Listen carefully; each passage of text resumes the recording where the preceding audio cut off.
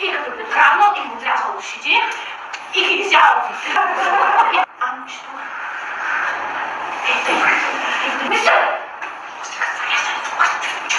Анче, виж сега, ника няма баба. Значи, комъча си се върни, нищо няма да му отрежат. Муж на кладенца.